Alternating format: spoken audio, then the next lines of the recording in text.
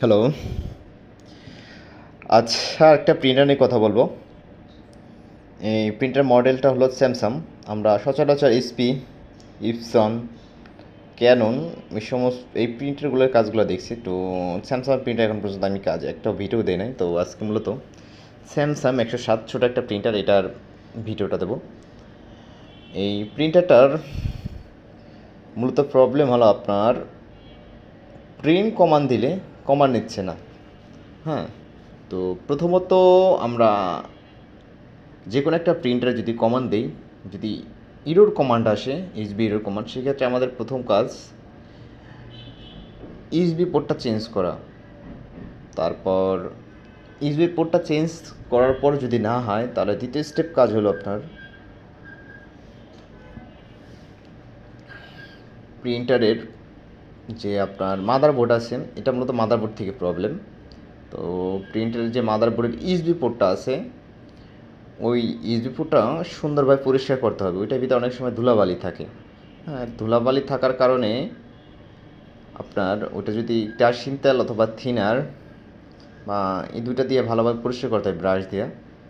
তারপর ওটা পরিষ্কার করা হওয়ার পর একটু শুকাই নিলে আবার কানেকশন লাগাতে চেক করবেন যে আসলে প্রিন্ট কমান নিচে কিনা।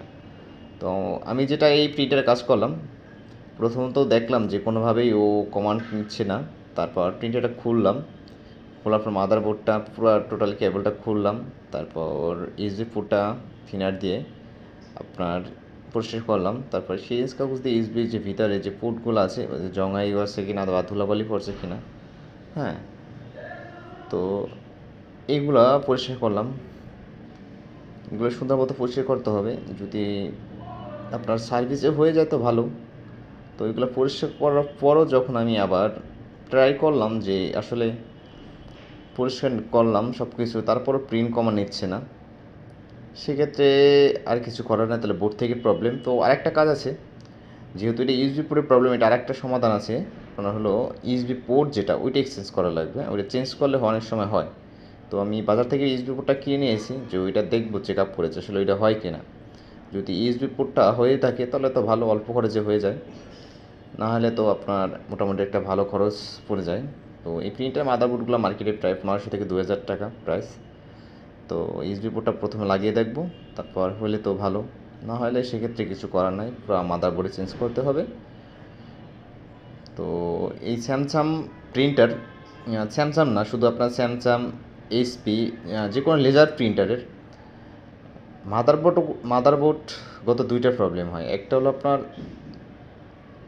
16 পিস প্রিন্ট হবে, এখন প্রিন্ট দিলে আপনার 10 মিনিট আধা ঘন্টা পর প্রিন্ট নেবে।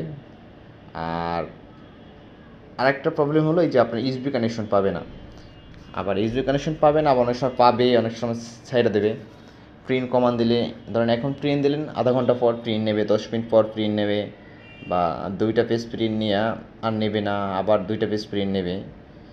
এই প্রবলেমগুলো যে কোনো লেজার প্রিন্টারের ক্ষেত্রে মাদারবোর্ড থেকে প্রবলেমটা বেশি হয়।